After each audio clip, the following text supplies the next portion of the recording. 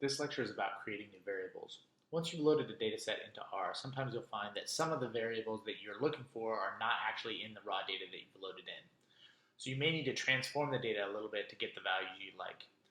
Usually you'll add those values back into the data frame. This is particularly important when you're doing something like prediction, where you want to create new variables that you might use as predictors. Common variables that people create are missingness indicators, so it's pointing out where you might have missing data. That's one really common variable to create. Also, cutting up quantitative variables, creating variables that are factor versions of a quantitative variable, corresponding to particular values that might be of interest, or applying transformations to deal with data that have strange distributions. So we're going to be using this Baltimore restaurant data set as an example. So again, you could go to the URL and then click over here on this export button to get the URL for a particular version of the data set. In this case, I'm using the CSV version. Again, I see if the data directory exists. Then I download the file from the internet and I load it into R using read.csv. Now I've got a dataset rest data, which is the restaurant data that was created from this dataset.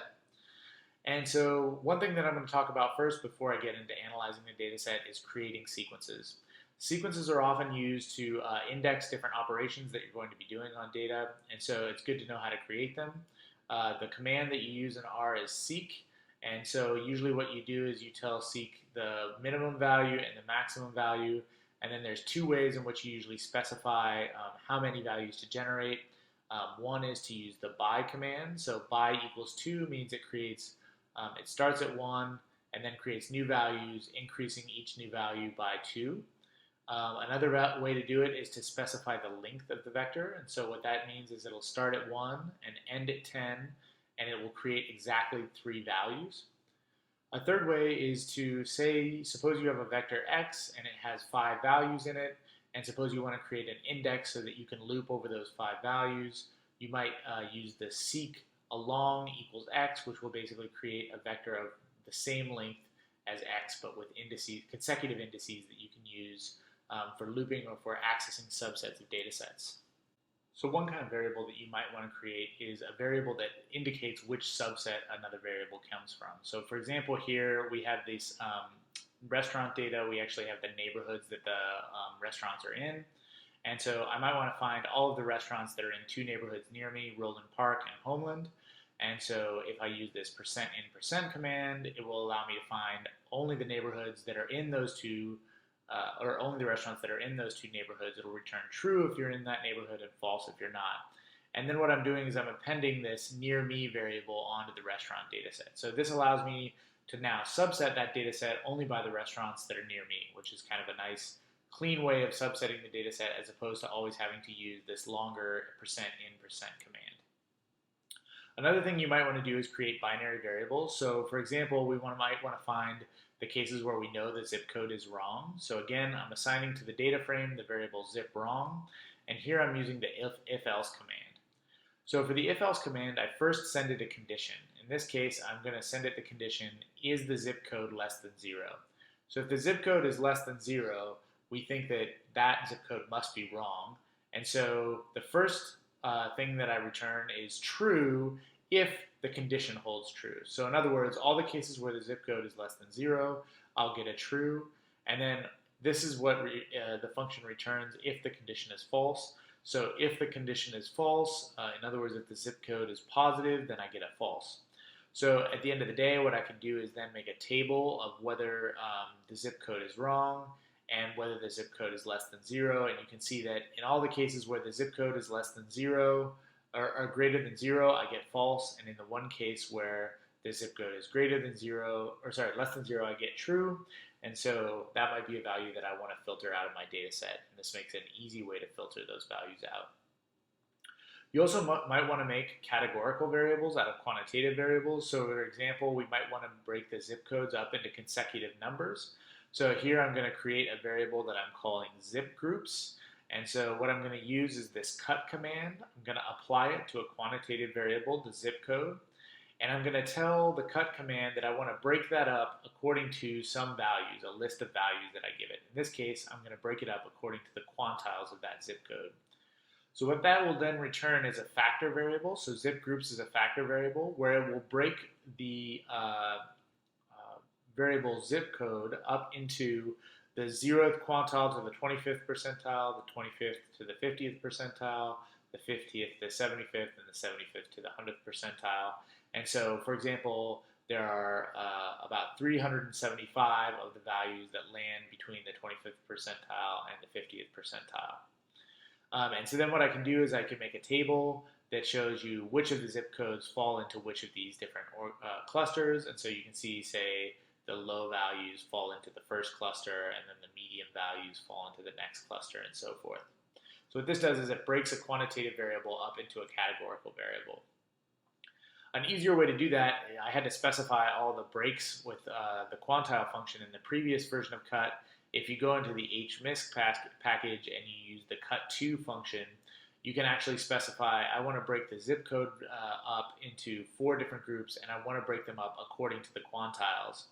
And so when I do that, it will actually find out the quantiles for me and break it up into 4 groups according to the quantiles, which is kind of a nice way to do it if you don't want to have to set the breaks in advance. So the cut2 function in the hmisc package. Another thing that you might want to do is you might want to create factor variables. So for example, the zip code variable is an integer variable when you load it into R, but you might want to turn it into a factor variable. In other words, it's not clear that incrementing the zip code by 1 changes quantitatively the variable. So you might want to turn that into a factor variable, and the way that you do that is with the factor command. So it takes an input of this integer variable and it turns it into a factor variable, which I'm calling ZCF. So if I look at the first 10 values of ZCF, it shows me these values, and they look just like they did before. They look like the values that are the zip code values, but then it tells me how many different zip code levels there are. There are 32 different zip code levels, and if I look at a class of this variable, it's a factor variable. So a couple of other things that you might want to know about factor variables. So here, what I'm going to do is I'm going to create just a dummy vector so that we can see some other properties of factor variables. I'm going to create a vector of yeses and nos, and so I'm going to do that randomly. I'm going to generate a size 10 vector of yeses and nos, and I'm going to turn that into a factor variable, and I'm going to, by default, what it's going to do is it's going to treat the lowest value alphabetically as the first value in the factor variable. But suppose I want it to treat the yes values as the lowest value, then I can tell it to take the levels and create them in this order. And so, for example, what I can do is I can re-level that variable and make the reference class be equal to the yes value. Another thing that you can do is you can use the as.numeric command to change that factor variable back into a numeric variable if you want to use it in certain kinds of models. This can be a useful thing to do. And one thing that it'll do is it'll start with sort of the lowest value and call that 1, and then the next lowest value and call that 2, and so forth. So cutting produces factor variables. We saw before that I wanted to create this zipped groups variable where I cut the zip codes up into 4 separate groups by their quantiles. And so if you make a table of them, you'll get to see this table, and the class of this object, zip groups, is now a factor variable. You can actually use the mutate function to create a new version of a variable and simultaneously add it to a data set. This is part of the plier package. So what I'm going to do here is I'm going to create a new data frame. This new data frame is, I'm going to apply the mutate function to the old data frame, and I'm going to add a new variable, zip groups, which is equal to a function of one of the variables in the original rest data frame. And so what happens now is the new data frame will be the old data frame rest data with the new variables added. So now I can make a table of the zip groups, and I can see that it appears in this new data frame rest2. Another thing that you're probably going to do with quantitative data is in an exploratory analysis, maybe apply some different transformations. So here's a list of the most common transformations, taking absolute values and square roots. You might take the ceiling or the floor if you want to round values up or down to the nearest integer. You can also use the round function to round to as many digits as you'd like, or the signif function to round to as many significant digits as you'd like. all the standard sort of calculator functions like cosine and sine are in R, as well as logs, which are commonly used when you have skewed data or data with a lot of outliers, and then you can also exponentiate data as well. There's a lot more about this at these two links that I've provided here at the bottom, Andrew Jaffe's lecture notes, as well as this stat methods page.